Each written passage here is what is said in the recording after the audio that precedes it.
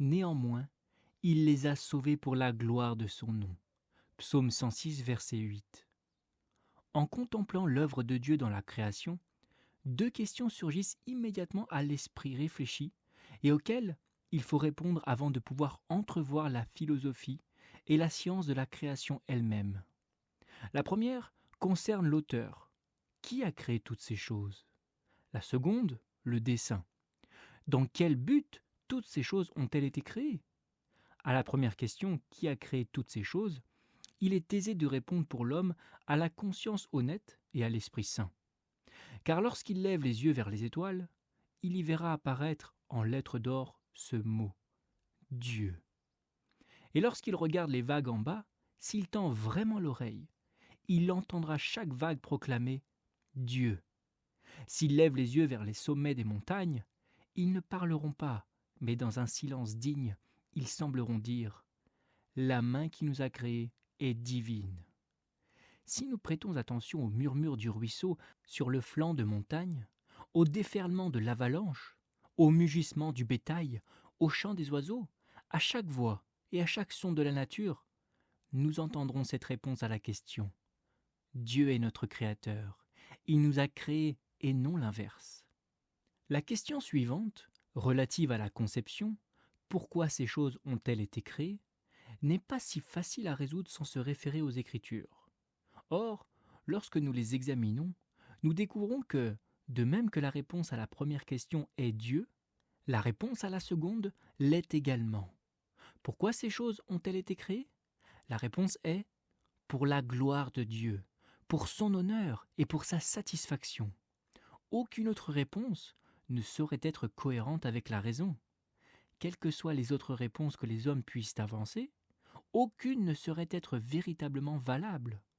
S'ils considèrent un seul instant qu'il fut un temps où Dieu n'avait aucune créature, où il demeurait seul, le Créateur tout-puissant des siècles, glorieux dans une solitude incréée, divin dans son éternelle solitude, je suis, et il n'y a rien à part moi.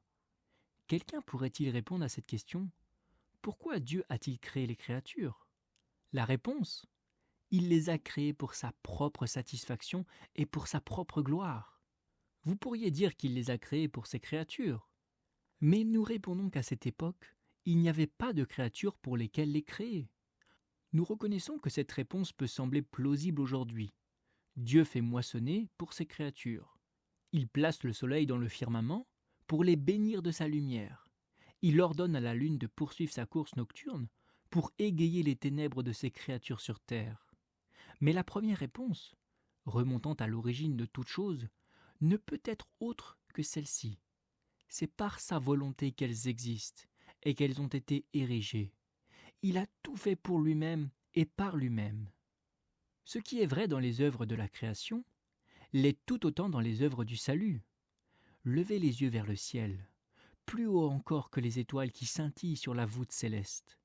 Regardez là où les esprits, d'une blancheur plus pure que la lumière, reflètent ces étoiles dans leur magnificence. Regardez là où les rachetés, avec leur symphonie chorale, entourent le trône de Dieu dans la joie. Et posez-vous cette question. Qui a sauvé ces êtres glorifiés et dans quel but ont-ils été sauvés ? Nous vous disons que la réponse est la même que celle que nous avons donnée précédemment à la question précédente. Il les a sauvés. Il les a sauvés pour la gloire de son nom.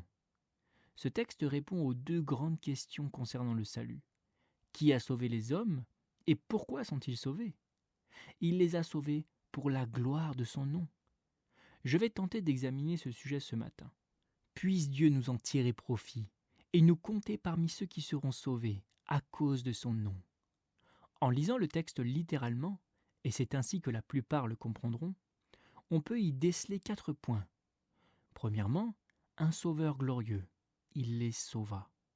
Deuxièmement, un peuple élu, il les sauva. Troisièmement, une raison divine pour laquelle il les sauva, à cause de son nom. Et quatrièmement, un obstacle surmonté, comme l'indique le mot « cependant », signifiant qu'une difficulté a été levée. Cependant, il les sauva à cause de son nom. Un sauveur, les sauver, la raison, l'obstacle levé. Tout d'abord, Voici un glorieux sauveur. Il les a sauvés. À qui s'adresse ce pronom « il » ? Nombreux sont ceux qui, parmi vous, répondront « Le Seigneur Jésus-Christ est le sauveur des hommes ». Certes, mes amis, mais ce n'est pas toute la vérité. Jésus-Christ est le sauveur, mais pas plus que Dieu le Père, ni que Dieu le Saint-Esprit. Certains, ignorant la vérité divine, conçoivent Dieu le Père comme un être immense, plein de colère et de justice, mais dépourvu d'amour.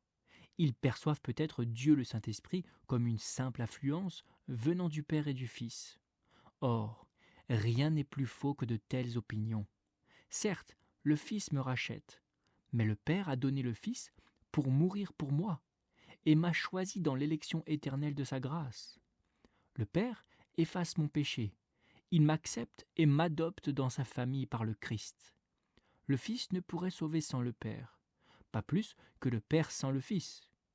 Quant au Saint-Esprit, si le Fils rachète, ignorez-vous que c'est lui qui régénère ? C'est lui qui fait de nous de nouvelles créatures en Christ, qui nous fait renaître à une espérance vivante, qui purifie notre âme, qui sanctifie notre esprit et qui, enfin, nous présente sans tache et irréprochable devant le trône du Très-Haut, agréé en son Fils bien-aimé. Quand vous dites « Sauveur », souvenez-vous qu'il y a une trinité dans ce mot ? Le Père, le Fils et le Saint-Esprit. Ce Sauveur est 3 personnes sous un seul nom. On ne peut être sauvé par le Fils sans le Père, ni par le Père sans le Fils, ni par le Père et le Fils sans le Saint-Esprit. Mais comme ils sont un dans la création, ils sont un dans le salut, œuvrant ensemble, en un seul Dieu pour notre salut. À ce Dieu soit la gloire éternellement, pour les siècles et les siècles. Amen. Mais remarquez bien comment cet être divin s'attribue entièrement le salut. Néanmoins, il les sauva. Mais Moïse, où es-tu ? Ne les as-tu pas sauvés, Moïse ? Tu as étendu le bâton sur la mer, et elle s'est fendue en 2. Tu as élevé ta prière vers le ciel, et les grenouilles sont venues, les mouches ont pullulé, l'eau s'est changée en sang, et la grêle a frappé l'Égypte. N'étais-tu pas leur sauveur, Moïse ? Et toi, Aaron, n'as-tu pas offert les taureaux que Dieu a acceptés ? Ne les as-tu pas conduits avec Moïse à travers le désert ? N'étais-tu pas leur sauveur ? Ils répondent : Non, nous n'étions que des instruments, mais c'est lui qui les a sauvés. Dieu s'est servi simplement de nous, mais à lui soit toute la gloire, et à lui seul. Mais Israël, tu as vaincu un peuple fort et puissant. N'est-ce pas toi qui t'es sauvé toi-même ? Peut-être est-ce par ta propre sainteté que la mer Rouge s'est asséchée. Peut-être les flots séparés ont-ils été effrayés par la piété des saints qui se tenaient sur leurs rives. Peut-être est-ce Israël qui s'est délivré lui-même. Non, non, non, dit la parole de Dieu. C'est lui qui les a sauvés. Ils ne se sont pas sauvés eux-mêmes, et leurs semblables ne les ont pas rachetés. Et pourtant, notez bien, certains contestent ce point, pensant que les hommes se sauvent eux-mêmes, ou du moins que les prêtres et les prédicateurs peuvent y contribuer. Nous disons que le prédicateur, sous l'autorité de Dieu, peut être l'instrument qui apte l'attention de l'homme, l'avertit et l'éveille. Mais le prédicateur n'est rien. Dieu est tout. La plus puissante éloquence jamais sortie des lèvres d'un prédicateur inspiré n'est rien sans le Saint-Esprit de Dieu. Pas même Paul, ni Apollos, ni Céphas ne sont qui que ce soit. Dieu a donné la croissance et toute la gloire lui revient. Il y a des gens que nous rencontrons ici et là qui disent « Je suis un converti de monsieur Untel. Je suis un converti du révérend docteur Untel. » Eh bien, si vous l'êtes, monsieur, je ne peux guère vous donner d'espoir pour le ciel. Seuls les convertis de Dieu y vont. Non pas les prosélytes des hommes, mais les rachetés du Seigneur. Oh, il est bien peu de choses de convertir quelqu'un à nos propres opinions. C'est bien plus que d'être l'instrument de sa conversion au Seigneur notre Dieu. J'ai reçu il y a quelque temps une lettre d'un bon pasteur baptiste d'Irlande, qui souhaitait ardemment que je vienne en Irlande, disait-il, pour défendre les intérêts baptistes, car ils étaient peu présentés là-bas, et cela pourrait peut-être inciter les gens à avoir une meilleure opinion des baptistes. Je lui ai répondu que je ne traverserai pas la rue pour cela, et encore moins la Manche. Je n'envisagerai même pas d'aller en Irlande pour cela. Mais si je pouvais aller là-bas pour faire des chrétiens sous l'autorité de Dieu et amener des hommes au Christ, je leur laisserai le soin de choisir leur voie, et je ferai confiance au Saint-Esprit pour les guider vers la confession qu'ils jugeraient la plus proche de la vérité divine. Frères, je pourrais faire de vous tous des baptistes, peut-être, et pourtant, vous n'en tirerez aucun bénéfice. Je pourrais vous convertir ainsi, mais une telle conversion vous plongerait dans une souillure encore plus grande, vous transformerait en hypocrite et non en saint. J'ai été témoin de conversions massives. De grands prédicateurs de réveil se sont levés. Ils ont prononcé des sermons tonitruants qui ont fait trembler les genoux des fidèles. « Quel homme merveilleux !» s'exclamait-il. Il a converti tant de gens en un seul sermon. Mais cherchez ces convertis dans un mois. Où seront-ils ? Vous en verrez certains à la taverne. Vous entendrez d'autres jurer. Vous découvrirez que beaucoup sont des scélérats et des tricheurs, car ce ne sont pas des convertis de Dieu, mais seulement des hommes.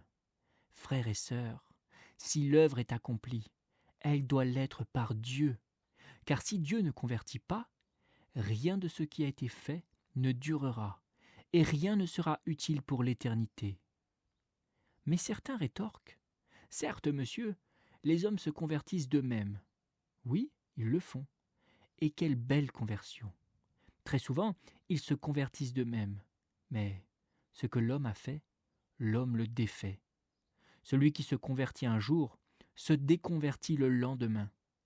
Il noue un nœud qu'il peut défaire de ses propres doigts. Souvenez-vous-en. Vous pouvez vous convertir une douzaine de fois, mais ce qui est né de la chair est chair, et ne peut voir le royaume de Dieu. Seul ce qui est né de l'esprit est esprit, et peut donc être finalement recueilli dans le monde spirituel, où seules les choses spirituelles se trouvent devant le trône du Très-Haut. Nous devons réserver ce privilège entièrement à Dieu. Si quelqu'un affirme que Dieu n'est pas le Créateur, nous le traiterons d'infidèle. Mais si quelqu'un s'obstine à croire que Dieu est le Créateur absolu de toutes choses, nous le réprimandons aussitôt. Infidèle de la pire espèce. Il est d'autant plus audacieux de prétendre que les hommes peuvent se convertir eux-mêmes alors que Dieu accomplit tout. Lui seul, le grand Dieu, Père, Fils et Saint-Esprit, et il les a sauvés à cause de son nom. Dans cette première partie, j'ai donc cherché à exposer clairement la première vérité du divin et glorieux Sauveur. Deuxièmement, les personnes favorisées. Il les sauva. Qui sont-elles ? Vous répondrez, c'étaient les personnes les plus respectables qu'on puisse trouver au monde. Un peuple pieux, aimant, saint et méritant. Ils étaient bons, et c'est la raison pour laquelle il les sauva. Soit, c'est votre opinion. Je vais vous dire ce que dit Moïse. Nos pères n'ont pas compris tes merveilles en Égypte. Ils n'ont pas gardé le souvenir de tes nombreuses miséricordes, mais ils l'ont provoqué à la colère, à la mer Rouge. Pourtant, il les a sauvés. Regardez le verset 7 et vous comprendrez leur caractère. Tout d'abord, c'était un peuple insensé. Nos pères n'ont pas compris tes merveilles en Égypte. Ensuite, c'était un peuple ingrat. Ils n'ont pas rappelé la multitude de tes miséricordes. Enfin, c'était un peuple provocateur. Ils l'ont provoqué au bord de la mer, même à la mer Rouge. Ah, voilà le peuple que la grâce imméritée a sauvé. Voilà les hommes et les femmes que le Dieu de toute grâce daigne accueillir dans son sein et renouveler. Remarquez tout d'abord qu'ils étaient un peuple stupide. Dieu n'envoie pas toujours son évangile aux sages et aux prudents, mais aussi aux insensés. Il prend le fou et lui fait connaître les merveilles de son amour mourant. Ne croyez pas, mon ami, que votre illettrisme vous empêche d'être sauvé. N'imaginez pas non plus que votre ignorance vous empêche d'être sauvé. La grâce de Dieu peut vous sauver et vous éclairer. Un pasteur m'a raconté l'histoire d'un homme, connu dans un village comme un simple d'esprit, un peu simplet. Personne ne croyait qu'il puisse comprendre quoi que ce soit. Mais un jour, il vint écouter la prédication de l'Évangile. C'était un ivrogne, assez malin pour être méchant, ce qui est assez courant. Le Seigneur daigna bénir son âme par la parole, et il changea radicalement. Le plus merveilleux, c'est que sa religion lui apportait ce qui commença à développer ses facultés latentes. Il découvrit une raison de vivre et se mit à explorer ses capacités. Tout d'abord, il souhaitait lire la Bible pour y découvrir le nom de son Sauveur. Après s'être longuement exercé, il parvint enfin à lire un chapitre. On lui demanda ensuite de prier lors d'une réunion de prière. Ce fut pour lui un exercice vocal. 5 ou 6 mots composèrent sa prière, et il resta assis, confus.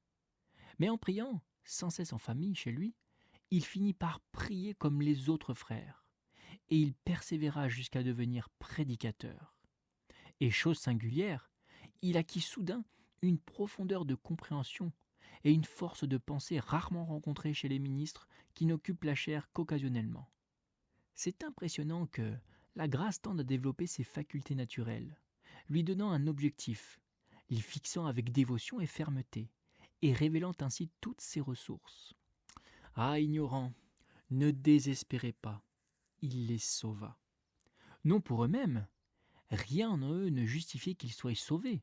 Il les sauva non pour leur sagesse, mais malgré leur ignorance, leur incompréhension du sens de ces miracles. Il les sauva pour la gloire de son nom. Remarquez encore une fois qu'ils étaient un peuple ingrat, et pourtant il les a sauvés. Il les a délivrés d'innombrables fois et a accompli pour eux de grands miracles. Mais ils se sont même rebellés. Ah, c'est comme vous, mon auditeur. Vous avez été maintes fois délivré des portes de la mort. Dieu vous a donné un toit et de la nourriture jour après jour. Il a pourvu à vos besoins et vous a gardé jusqu'à présent. Mais combien vous avez été ingrat? Comme l'a dit Ésaïe, le bœuf connaît son propriétaire et l'âne la crèche de son maître, mais mon peuple ne le connaît pas. Israël ne comprend pas.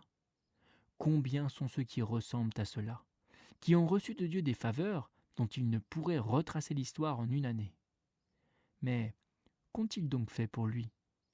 Ils n'auraient pas gardé un cheval qui ne travaille pas, ni même un chien qui ne le remarquerait pas. Pourtant, Dieu les a gardés jour après jour, et ils ont fait beaucoup contre lui, mais rien pour lui. Il a mis le pain dans leur bouche, les a nourris et a soutenu leur force. Et ils ont dépensé leur force à le défier, à blasphémer son nom et à profaner son sabbat. Néanmoins, il les a sauvés. Certains de ceux-là ont été sauvés. J'espère qu'il y en a parmi nous qui le seront, par la grâce triomphante, transformés par la puissance du Saint-Esprit. Néanmoins, il les a sauvés, alors qu'il n'y avait rien pour les recommander, mais toutes les raisons de les rejeter pour leur ingratitude. Néanmoins, il les a sauvés. Et notez encore une fois qu'ils étaient un peuple provocateur. Ils l'ont provoqué à la mer, même à la mer Rouge. Ah, combien de personnes en ce monde provoquent Dieu? Si Dieu était comme l'homme, qui parmi nous serait encore là aujourd'hui? À la moindre provocation, on lève la main. Chez certains, la colère s'enflamme à la moindre offense. D'autres, plus patients, endurent offense après offense, jusqu'à dire « tout a une fin, et je ne peux plus supporter cela. Il faut que ça cesse, sinon je vous arrêterai. » Ah, si Dieu avait un tel tempérament, où serions-nous? Il pourrait bien dire « mes pensées ne sont pas comme les vôtres. Je suis Dieu, je ne change pas, sinon vous, les fils de Jacob, auriez péri. » Ils étaient un peuple provocateur, et pourtant, il les sauva. L'as-tu provoqué? Courage. Si tu te repens, Dieu a promis de te sauver. Et plus encore, il se peut qu'il t'accorde dès ce matin le repentir, et même le pardon de tes péchés, car il sauve ceux qui le provoquent à cause de son nom. J'entends l'un de mes auditeurs dire « Eh bien, monsieur, c'est encourager le péché avec vigilance. » Vraiment? Pourquoi? Parce que vous vous adressez au pire des hommes, et vous prétendez qu'ils peuvent encore être sauvés. Messieurs, quand je parlais au pire des hommes, m'adresserais-je à vous ou non? Vous répondez « non, je suis l'un des hommes les plus respectables et les meilleurs. » Eh bien, monsieur, je n'ai pas besoin de vous prêcher, puisque vous pensez n'en avoir pas besoin. Tout le monde n'a pas besoin de médecin, seulement les malades. Mais ces pauvres gens, que vous accusez d'encourager dans le péché, ont besoin qu'on leur parle. Je vous laisse. Au revoir. Restez fidèles à votre propre évangile, et je me demande si c'est par lui que vous trouverez le chemin du ciel.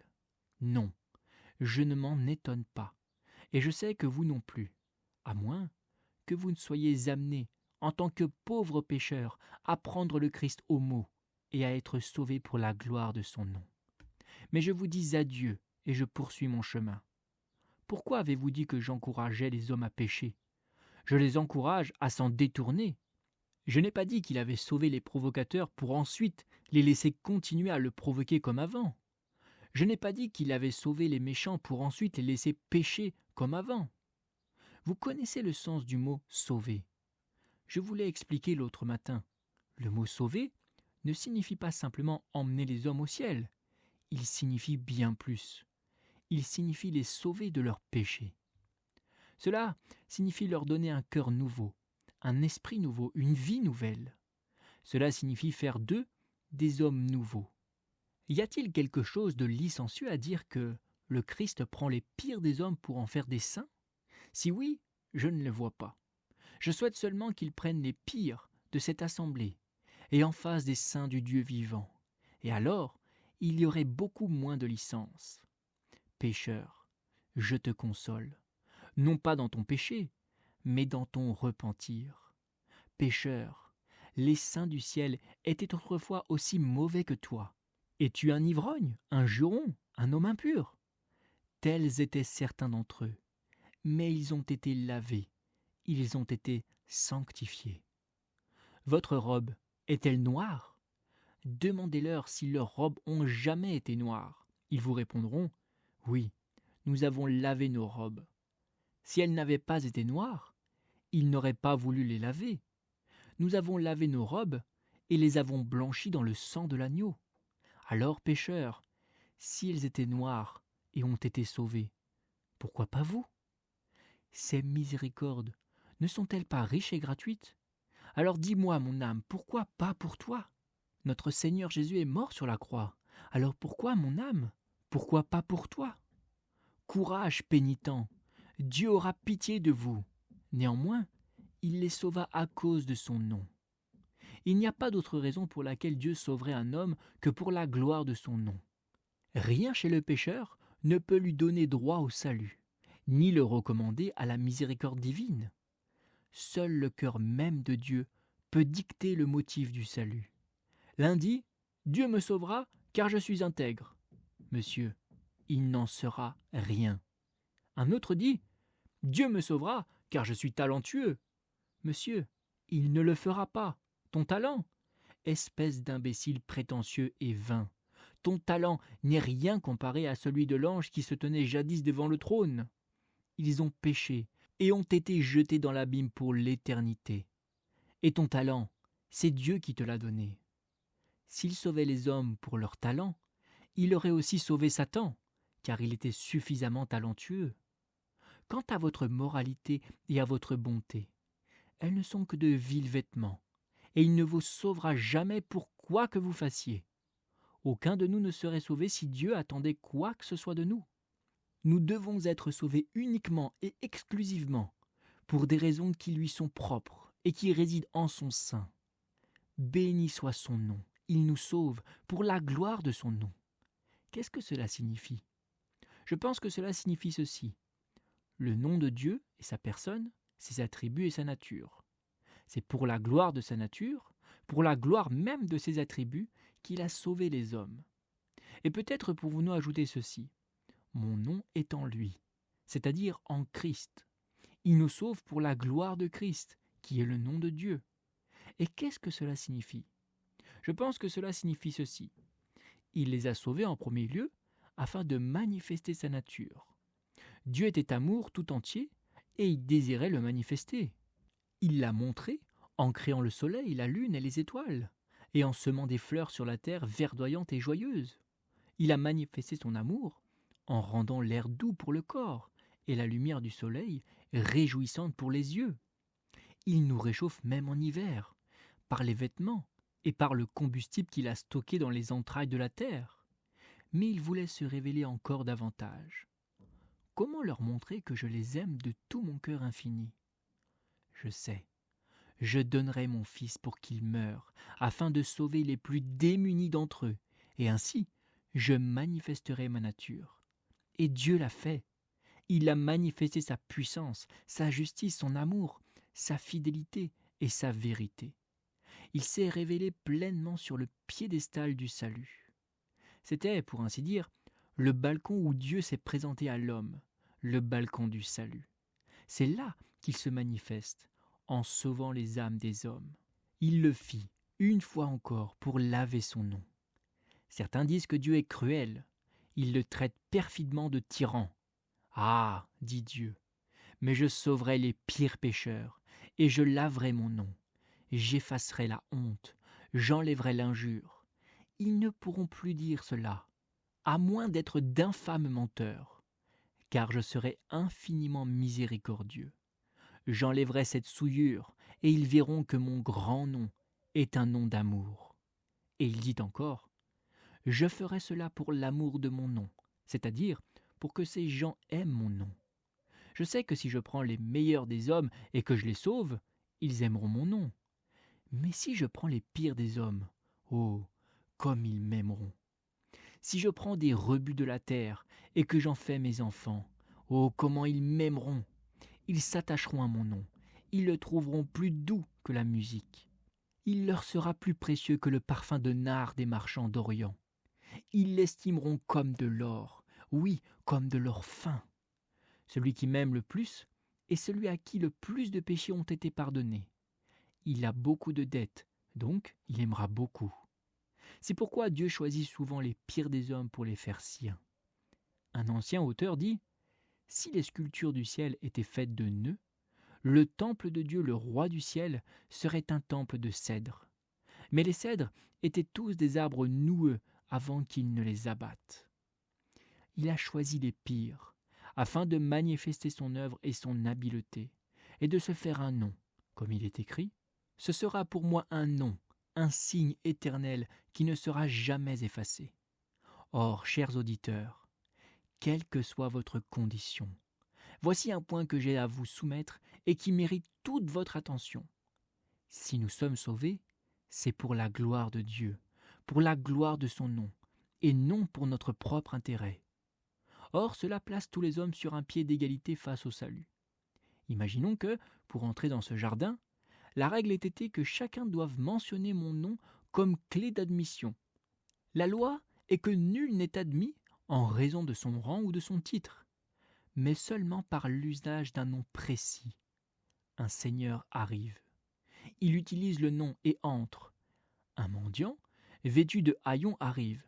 Il utilise le nom. La loi dit que seul l'usage du nom permet d'être admis. Il l'utilise et entre, car il n'y a aucune distinction. Alors, madame, si vous venez, avec toute votre moralité, vous devez invoquer son nom. Si vous venez, pauvres habitants misérables d'une cave ou d'un grenier, et que vous invoquez son nom, les portes s'ouvriront en grand, car le salut est pour quiconque prononce le nom du Christ, et pour nul autre. Cela abaisse l'orgueil du moraliste, humilie l'arrogance des justes, et nous place tous, pécheurs coupables, sur un pied d'égalité devant Dieu pour recevoir sa miséricorde, pour l'amour de son nom, et pour cette seule raison. Je vous ai trop retenu. Permettez-moi de conclure en soulignant les obstacles levés, comme l'indique le mot « néanmoins ». Je le ferai d'une manière assez intéressante sous forme de parabole. Jadis, la miséricorde siégeait sur un trône d'une blancheur immaculée, entourée des armées de l'amour. Un pécheur fut amené devant elle, que la miséricorde destinait à sauver. Le héros sonna de la trompette, et après 3 coups, d'une voix forte, il déclara « Ô ciel, terre et enfer, je vous convoque aujourd'hui devant le trône de la miséricorde, pour expliquer pourquoi ce pécheur ne doit pas être sauvé. » Le pécheur se tenait là, tremblant de peur. Il savait que des multitudes d'adversaires se présenteraient dans la salle de la miséricorde, et les yeux remplis de colère, crierait « Il ne sera pas sauvé et il n'échappera pas. Il doit être perdu. » La trompette sonna et Miséricorde demeurait paisiblement assise sur son trône. Lorsqu'entra un homme au visage de feu. Sa tête était auréolée de lumière. Sa voix était celle du tonnerre et des éclairs jaillissaient de ses yeux. « Qui es-tu » demanda Miséricorde. Il répondit « Je suis la loi de Dieu. Et qu'as-tu à dire ?» « Voici ce que j'ai à dire. » Et il leva une tablette de pierre, écrit des deux côtés. « Ce misérable a transgressé ses 10 commandements. Je réclame son sang. » Car il est écrit « L'âme qui pêche, c'est l'âme qui mourra. » Il doit mourir, ou la justice doit triompher. Le malheureux tremble, ses genoux s'entrechoquent. La moelle de ses os se fond en lui comme si ses ennemis étaient consumés par les flammes. Il est secoué d'une peur terrible. Il crut déjà voir la foudre s'abattre sur lui. Il crut voir l'éclair transpercer son âme. L'enfer s'ouvrit devant lui dans son imagination, et il se crut perdu à jamais. Mais la miséricorde sourit et dit « Loi, je te répondrai. Ce malheureux mérite de mourir. La justice exige qu'il périsse. Je te donne raison. Et oh, comme le pécheur tremble, mais il supplie. Mais il y en a un là-bas qui est venu avec moi aujourd'hui, mon roi, mon Seigneur. Son nom est Jésus. Il vous dira comment la dette peut être payée et comment je serai libéré. » Alors Jésus parla et dit « Ô miséricorde, je ferai ta volonté. Prends-moi, conduis-moi dans un jardin, fais-moi suer des gouttes de sang, puis cloue-moi à une croix, flagelle-moi avant de me mettre à mort. Prends-moi sur la croix. Que le sang coule de mes mains et de mes pieds. Laisse-moi descendre dans la tombe. Laisse-moi payer toute la dette du pécheur. Moi, je mourrai à sa place. » Alors la loi sortit, flagella le Sauveur, le cloua à la croix et, revenant le visage rayonnant de satisfaction, se tint de nouveau devant le trône de la miséricorde. La miséricorde dit « Loi, qu'as-tu à dire maintenant ?»« Rien, répondit-elle, absolument rien. »« Quoi ? Pas un seul de ses commandements contre lui ? » ?»« Non, pas un seul. Jésus, son substitut, les a tous observés. Et il a payé le prix de sa désobéissance, et maintenant, au lieu de sa condamnation, j'exige, par justice, qu'il soit acquitté. »« Tiens-toi ici, dit la miséricorde. Assieds-toi sur mon trône. Ensemble, nous allons maintenant lancer un nouvel appel. » La trompette sonna de nouveau. « Venez ici, vous tous qui avez quelque chose à dire contre ce pécheur. Pourquoi il ne devrait pas être acquitté ?» Et une autre voix s'avança. Une voix qui souvent troublait le pécheur. Une voix moins forte que celle de la loi, mais néanmoins perçante et glaçante. Une voix dont les murmures étaient comme les coups d'un poignard. « Qui es-tu » demanda la miséricorde. « Je suis la conscience. Ce pécheur doit être puni. Il a tant transgressé la loi de Dieu qu'il doit être puni. Je l'exige. Et je ne lui laisserai aucun répit jusqu'à ce qu'il soit puni, ni même après. Car je le suivrai jusqu'à la tombe et le poursuivrai après sa mort avec des tourments indicibles. »« Non, dit Miséricorde, écoute-moi. » Et tandis que la conscience marquait une pause, elle prit un bouquet d'hysope et l'aspergea de sang, disant « Écoute-moi, conscience. Le sang de Jésus-Christ, Fils de Dieu, nous purifie de tout péché. As-tu quelque chose à dire ?»« Non, répondit la conscience. Rien, absolument rien. Son injustice est couverte, il est libre de toute condamnation. Désormais, je ne l'attristerai plus. Je serai pour lui une bonne conscience, grâce au sang de notre Seigneur Jésus-Christ. » La trompette sonna une 3e fois, et dans un grondement sourd, venu des profondeurs des caveaux, apparut un sinistre démon noir, le regard haineux et le front majestueux. On lui demanda « Avez-vous quelque chose contre ce pécheur ?»« Oui, répondit-il. Il a conclu un pacte avec l'enfer et une alliance avec la tombe, et la voici signée de sa propre main. Dans un excès d'ivresse, Il a supplié Dieu de détruire son âme et a juré de ne jamais se tourner vers lui. Voyez, voici son pacte avec l'enfer. Regardons-le, dit Miséricorde. Et le document fut tendu, tandis que le sinistre démon fixait le pécheur et le transperçait de son regard noir. « Ah, mais, dit Miséricorde, cet homme n'avait pas le droit de signer cet acte. On ne peut céder la propriété d'autrui. Cet homme a été acheté et payé bien à l'avance. Il ne s'appartient plus. L'alliance avec la mort est rompue et le pacte avec l'enfer est brisé. Va-t'en, Satan !» « Non, dit-il, en hurlant de nouveau, j'ai autre chose à dire. Cet homme a toujours été mon ami. Il a toujours écouté mes insinuations. Il se moquait de l'Évangile. Il méprisait la majesté du ciel. Doit-il être vraiment pardonné, tandis que je retourne dans mon antre infernal, pour porter à jamais le poids de ma culpabilité, dit Miséricorde. Va-t'en, démon. Il a fait ces choses avant sa conversion. Mais ce mot « néanmoins » les efface. Va en enfer. Prends cela comme un autre châtiment pour toi.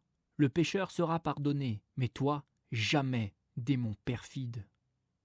Alors Miséricorde, souriante, se tourna vers le pécheur et dit « Pécheur, il faut sonner de la trompette pour la dernière fois. » On sonna de nouveau, mais personne ne répondit.